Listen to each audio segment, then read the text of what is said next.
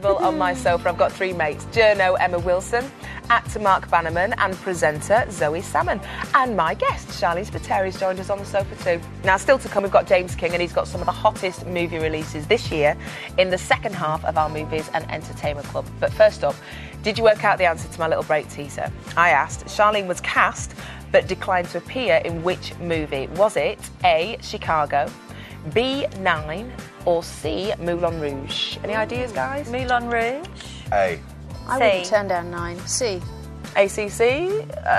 Shaleen, do you want to answer that? I wasn't actually cast. I was asked to be in the movie. So, oh, okay. Yeah, just in case I was like, I wasn't cast in the movie. Which one? I sounded like a real bitch there, and then I just said, no, I'm not doing it. It was Moulin Rouge. Why didn't you want to do it? They came to me, do you know what? I was probably asked amongst about 200 girls that could sing as well, well, women that could sing, and I was actually making an album at the time. I was doing a new Texas album, and it was a year in Australia, so I couldn't do it. Yeah. Okay. There we go. Nice excuse. Moulin Rouge. All right, let's get some of your messages from home. We were talking about who's better with money before the break, men or women. And we've had a text here from a friend. There's no name on there. Put your name on. It says, my husband always paid the bills, etc., and we divorced after 20 years. But I am proud of myself because I've handled everything myself since. It's been 11 years now. Good See, that's saying what we were saying before. Everyone takes responsibility for something and then just goes, oh, no, I can't do it. How are you with your finances at home? Do you ever pass the responsibility over to your other half? Would you? No, I mean, I've been always really independent in everything I do, so no, I would kind of take care of what I need to do. I'm not saying that I need to do everything, but I think it's a split it. Do you believe in joint accounts? I've never had a joint account, so it's not that I don't, it's just I've never had one. Just never had one. All right, thank you very much for all your texts and your emails. Keep them all coming in. We've also got some questions that you've sent for Shaleen, which we'll read out in a little bit. Now, at home, what kind of music do you listen to? Ooh. Put you right on the spot. What have I been listening to recently? Yeah. It's kind of weird. I've been listening to a lot of big band stuff recently.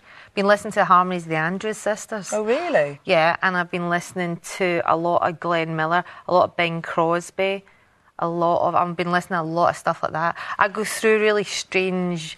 About a year ago, I was listening to a lot of gypsy music.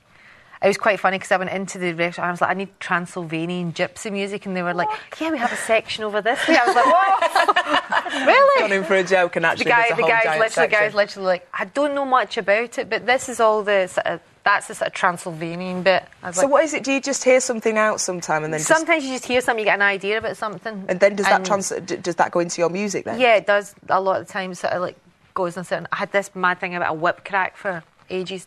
Song based on a whip crack, yeah, and I was like, you just kind of have things. I suppose that's the creative process, isn't it? Well, you just kind of have something in your head and that you follow it through. And what do you think of the X Factor? Do you watch it? Or do you think that I do watch it.